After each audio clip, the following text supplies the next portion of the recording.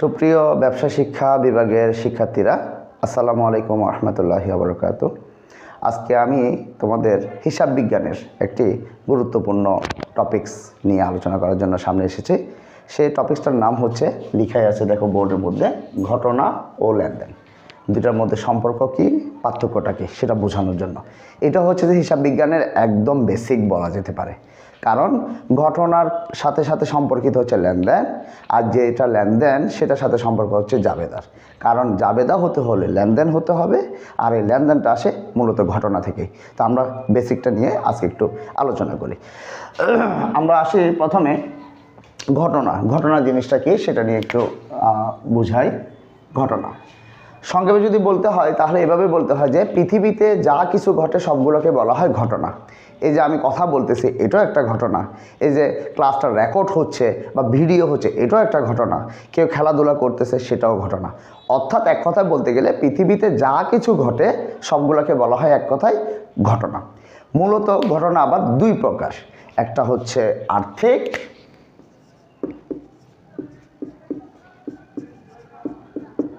এবং দ্বিতীয় নাম্বার হচ্ছে অনার্থিক। যে ঘটনার সাথে সম্পর্ক থাকে অর্থের, টাকা পয়সার, তখন সেটাকে বলা হয় আর্থিক ঘটনা। আর যে ঘটনার সাথে কোনো টাকা পয়সার সম্পর্ক থাকে না সেটাকে বলা হয় অনার্থিক। আমি এতক্ষণ যে উদাহরণগুলো তোমাদেরকে দিয়েছি, যে আমি এখন লিখতেছি অথবা তোমাদের সাথে কথা বলতেছি অথবা বাহিরে খেলাধুলা করতেছে, এগুলো কোনোটাই অর্থের সাথে সম্পর্ক নয়, আর এগুলোকে বলা হয় অনার্থিক ঘটনা। আর যেগুলো অর্থের সাথে সম্পর্ক থাকবে সেগুলোকে বলা হয় আর্থিক ঘটনা।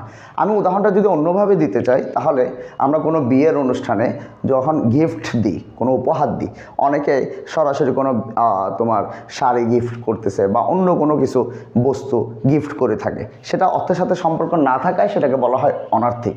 আর সরাসরি যদি আমরা টাকা পয়সা গিফট করে থাকি, 1000 টাকা 500 টাকা, এই যে টাকা দিলাম, এটাকে বলা হয় আর্থিক। আর এই একমাত্র আর্থিক ঘটনাকে বলা হয় লেনদেন। আমি আবারও বলতেছি, সকল ঘটনাকে লেনদেন বলা হয় না, কিন্তু সকল লেনদেনকে বলা হয় ঘটনা। যে ঘটনার সাথে অর্থের সম্পর্ক আছে শুধুমাত্র সেই ঘটনাকেই, অর্থাৎ আর্থিক ঘটনাকেই বলা হয় লেনদেন। তাহলে আমরা লেনদেন সম্পর্কে কি জানলাম? লেনদেন সম্পর্কে যদি আমরা বলতে হয়, একটা হচ্ছে ল্যান আর একটা হচ্ছে দেন। এখানে দুইটা পক্ষ।